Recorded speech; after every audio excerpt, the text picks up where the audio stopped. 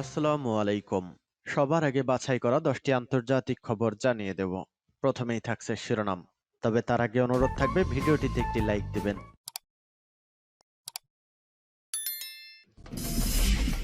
সংবাদের শুরুতেই জানিয়ে দিব সংবাদ শিরোনাম।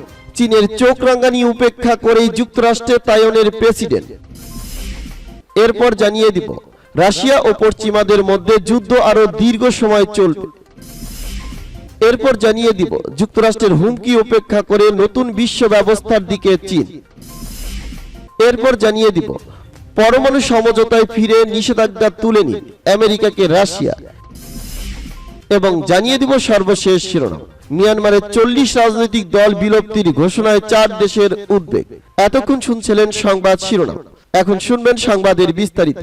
তো বন্ধুদের কাছে রিকোয়েস্ট হলো এই ভিডিওতে একটা লাইক দিবেন, আর ভালো লাগলে অবশ্যই বন্ধুদের মাঝে শেয়ার করে দিবেন। চীনের চোখ রাঙানি উপেক্ষা করেই যুক্তরাষ্ট্রে তাইওয়ানের প্রেসিডেন্ট। চীনের চোখ রাঙানি উপেক্ষা করেই অবশেষে যুক্তরাষ্ট্রের নিউ ইয়র্কে পৌঁছেছেন তাইওয়ানের প্রেসিডেন্ট সাই ইং ওয়েন। স্থানীয় সময় বুধবার নিউ ইয়র্কে পৌঁছান তিনি। মধ্য আমেরিকায় 10 দিনের সফরের যাত্রা বিরতিতে স্বল্প সময়ের এ সফরে মার্কিন প্রতিনিধি পরিষদের স্পিকার কেভিন ম্যাকার্থি ছাড়াও কংগ্রেসের অন্যান্য নেতাদের সঙ্গে দেখা করার পরিকল্পনা রয়েছে তাইওয়ানের প্রেসিডেন্ট। এদিকে তাইপের প্রেসিডেন্টের এ সফরের তীব্র নিন্দা জানিয়েছেন শি জিনপিং প্রশাসন। মার্কিন প্রতিনিধি পরিষদের স্পিকার কেভিন ম্যাকার্থি যদি তাইওয়ানের প্রেসিডেন্টের সঙ্গে দেখা করেন তবে যুক্তরাষ্ট্রকে এর কঠিন পরিণতি ভোগ করতে হবে বলে সফরের শুরুতেই হুমকি দেয় দেশটি। এমনকি তাদের এ সাক্ষাৎকার এক চীন নীতিকে গুরুতরভাবে লঙ্ঘন করবে বলেও জানান বেইজিং। তবে তাইপের প্রেসিডেন্ট এ সফর ঘিরে অযথা উত্তেজনা তৈরি না করার এবং অতিরিক্ত প্রতিক্রিয়া না দেখানোর আহ্বান জানিয়েছেন হোয়াইট হাউজের মুখপাত্র জন কিবলি। পাশাপাশি সাইয়ের এ সফরে এক চীন নীতি লঙ্ঘন হবে না বলেও জানান তিনি। জন কিবলি বলেন, তাইওয়ান ইস্যুতে ওয়াশিংটন ও বেইজিং এর মত বিরোধ থাকলেও মার্কিন প্রেসিডেন্ট জো বাইডেন বরাবরই আলোচনার দরজা খোলা রেখেছেন। তিনি আরো বলেন, সাই ইং ওয়েনের এ সফর অত্যন্ত স্বাভাবিক। এর আগেও এ ধরনের সফর হয়েছে, তাই এবারও এর ব্যতিক্রম হওয়ার কিছু নেই। বেইজিংকে অবশ্যই কথা বলতে দেওয়া হবে। আমি স্পিকার কেভিন ম্যাকার্থির পক্ষ নিয়ে কথা বলছি না, তাই চীনাদের এ বিষয়ে অতিরিক্ত প্রতিক্রিয়া দেখানোর কোনো প্রয়োজন নেই। এদিকে তাইওয়ানের প্রেসিডেন্টের এ সফর ঘিরে তাইপেতে বিক্ষোভ করেছে চীনপন্থী বেশ কয়েকটি রাজনৈতিক দল ও বিভিন্ন সংগঠন। তাদের দাবি, স্বায়ত্তশাসিত অঞ্চলটিকে স্বাধীন রাষ্ট্রের স্বীকৃতি আদায়ের লক্ষ্যে যুক্তরাষ্ট্র সফরে গেছেন সাই। আন্দোলনকারীদের দাবি, তাইওয়ানের নাগরিকদের চীনা শত্রুতে পরিণত করতে উঠে পড়ে লেগেছে তাইপে সরকার। রাশিয়া ও পশ্চিমাদের মধ্যে যুদ্ধ আরো দীর্ঘ সময় চলবে। ইউক্রেনে রাশিয়া ও পশ্চিমাদের মধ্যে চলমান যুদ্ধ আরো দীর্ঘ সময় ধরে চলবে বলে জানিয়েছেন রুশ মুখপাত্র দিমিত্রি পেসকভ। বুধবার ইউক্রেনে রাশিয়ার বিশেষ সামরিক অভিযানে এ বছর শেষ হতে পারে কিনা এ প্রশ্নের জবাবে তিনি বলেন, দিমিত্রি পেসকভ বলেন, রাশিয়ার সঙ্গে শুধু ইউক্রেন নয়, পশ্চিমাদের আরো বেশ কয়েকটি বন্ধুহীন দেশ যুদ্ধ করছে। এটি একটি হাইব্রিড যুদ্ধ যা তারা আমাদের বিরুদ্ধে শুরু করেছে। আমাদের অস্তিত্ব রক্ষার জন্য হলেও এটি আরো দীর্ঘ সময়ের জন্য চালাতে হবে। মুখপাত্র বলেন, বিভিন্ন উপায়ে লক্ষ্য অর্জন করা যেতে পারে, তবে ইউক্রেনের রাজনৈতিক ও কূটনৈতিক সমাধানের সম্ভাবনা আর নেই। পেসকভ বলেন, আমরা রাশিয়ান সমাজের একটি নিখুঁত একত্রীকরণ দেখতে পাচ্ছি। রুশ প্রেসিডেন্ট যে নীতি অনুসরণ করছেন তার চারপাশে একটি অভূতপূর্ব একত্রীকরণ দেখতে পাচ্ছি। পেসকভের মতে, প্রেসিডেন্ট ভ্লাদিমির পুতিন আন্তর্জাতিক পারমাণবিক শক্তি সংস্থার মহাপরিচালক রাফায়েল গ্রোসির সঙ্গে আপাতত দেখা করার পরিকল্পনা করছেন না।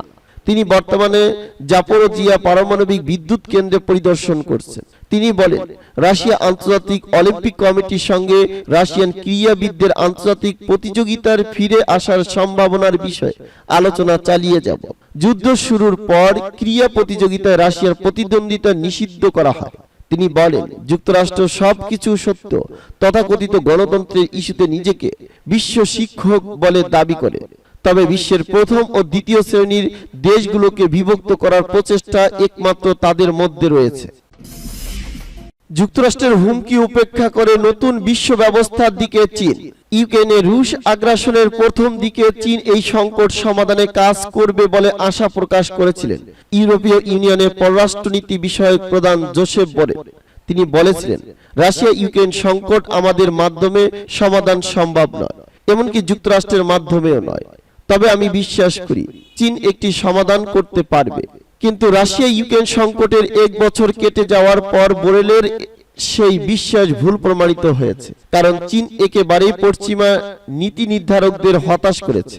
তারা এই সংকট সমাধানে অথবা যুদ্ধপূর্ব ইউরোপীয় ব্যবস্থা পুনরুদ্ধারে কোনো আগ্রহ দেখায়নি। এর পরিবর্তে একটি বিকল্প চীন কেন্দ্রিক বিশ্ব ব্যবস্থা গড়ে তোলার জন্য ইউক্রেন যুদ্ধকে কাজে লাগিয়েছে এবং চীনের সেই প্রচেষ্টা কাজেও দিচ্ছে। যেমন চীনের প্রেসিডেন্ট শি জিনপিং গত সপ্তাহে মস্কোতে তার 3 দিনের দীর্ঘ শীর্ষ সম্মেলন শেষে রাশিয়ার প্রেসিডেন্ট ভ্লাদিমির পুতিনকে বলেছিলেন, এই মুহূর্তে আমরা এমন একটি পরিবর্তন দেখছি যা আমরা 100 বছর ধরে দেখেছি, আর এ পরিবর্তন আমাদের মাধ্যমে সম্ভব হয়েছে। শি জিনপিং এর এই বক্তব্য অবশ্য সত্যই, কারণ এই যুদ্ধ আমেরিকার উপসাগরীয় মিত্র সৌদি আরবকে চীনের সঙ্গে আলিঙ্গনে সহায়তা করছে। চীন এই মাসে একটি কূটনৈতিক অভ্যুত্থানের মাধ্যমে রিয়াদ ও তেহরানের মধ্যে সম্পর্ক স্বাভাবিক করার যে মধ্যস্থতা করেছিল তা ওয়াশিংটনকে হতবাক করেছে। ইরান তার সামরিক বাহিনীকে গুণগতভাবে উন্নত করার জন্য ইউক্রেন যুদ্ধকে কাজে লাগিয়েছে। রাশিয়াকে ড্রোন, যুদ্ধাস্ত্র এবং সম্ভাব্য ব্যালিস্টিক ক্ষেপণাস্ত্র সরবরাহের বিনিময়ে ইরান রাশিয়ার কাছ থেকে 4th প্রজন্মের ফাইটার জেট এবং অন্যান্য উন্নত সিস্টেম ও অত্যাধুনিক বিমান প্রতিরক্ষা পাবে, যা আমাদের পারমাণবিক ক্ষেত্রগুলোকে সুরক্ষিত করতে পারে। এছাড়া সামরিক সরঞ্জাম উৎপাদনের জন্য রাশিয়া এবং ইরান একটি চুক্তি করেছে, যার মাধ্যমে রাশিয়ার মাটিতে তেহরান নিরাপদ আশ্রয়স্থল স্থাপন করতে পারে, যা ইসরায়েল ও আমেরিকার নাগালের বাইরে। যেহেতু চীন তার কূটনৈতিক শক্তি বৃদ্ধি করেছে, তাই এটি উপসাগরীয় অঞ্চলে একটি শক্তি, বাণিজ্য এবং আর্থিক ব্যবস্থা প্রতিষ্ঠার জন্য কাজ করবে, যা মার্কিন যুক্তরাষ্ট্র থেকে আলাদা। এটি হবে বেইজিং এর তত্ত্বাবধানে একটি আন্তর্জাতিক সুরক্ষা বলয়।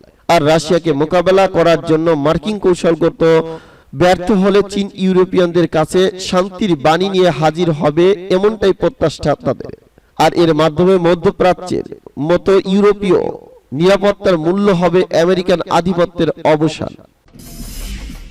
পরমাণু সমঝোতায় ফিরে নিষেধাজ্ঞা তুলে নিন আমেরিকাকে রাশিয়া। ইরানের সঙ্গে 2015 সালে পাশ্চাত্যে স্বাক্ষরিত পরমাণু সমঝোতার কোনো বিকল্প নেই বলে মন্তব্য করেছেন রাশিয়ার পররাষ্ট্রমন্ত্রী সের্গেই ল্যাভরভ। তিনি ইরানের বিরুদ্ধে আরোপিত নিষেধাজ্ঞা প্রত্যাহার করে ওই সমঝোতায় ফিরে আসার জন্য মার্কিন সরকারের প্রতি আহ্বান জানিয়েছেন। তিনি গতকাল মস্কো সফররত ইরানের পররাষ্ট্রমন্ত্রী হুসাইন আমির আব্দুল্লাহিয়ানের সঙ্গে এক যৌথ সংবাদ সম্মেলনে এ আহ্বান জানান। ল্যাভরভ বলেন, ইরানের পররাষ্ট্রমন্ত্রীর সঙ্গে তার বৈঠকে ইরানের পররাষ্ট্রনীতি ও পরমাণু সমঝোতা বিষয়ে কথা হয়েছে।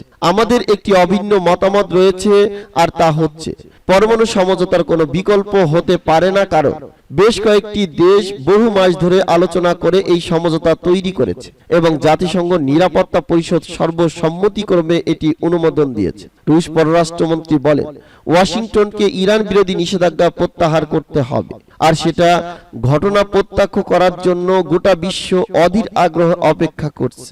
2015 সালে স্বাক্ষরিত ইরানের পরমাণু সমঝোতা থেকে সাবেক মার্কিন প্রেসিডেন্ট ডোনাল্ড ট্রাম্প 2019 সালে আমেরিকাকে বের করে দেয়, কিন্তু 2021 সালে গোড়ার দিকে বর্তমান প্রেসিডেন্ট জো বাইডেন ক্ষমতা গ্রহণ করে এই সমালোচনার প্রত্যাবর্তনের আগ্রহ প্রকাশ করেন।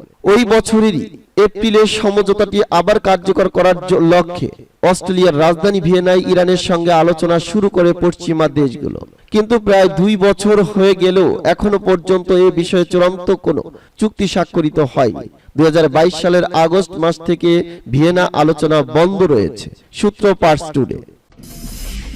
মিয়ানমারে 40 রাজনৈতিক দল বিলুপ্তির ঘোষণায় 4 দেশের উদ্বেগ। মিয়ানমারে গণতন্ত্রপন্থী নেত্রী অং সান সুচির দল ন্যাশনাল লীগ ফর ডেমোক্রেসি সহ 40টি রাজনৈতিক দল বিলুপ্তির ঘোষণায় উদ্বেগ জানিয়েছেন বিশ্বের 4 প্রভাবশালী দেশ, যুক্তরাষ্ট্র, যুক্তরাজ্য, অস্ট্রেলিয়া ও জাপান।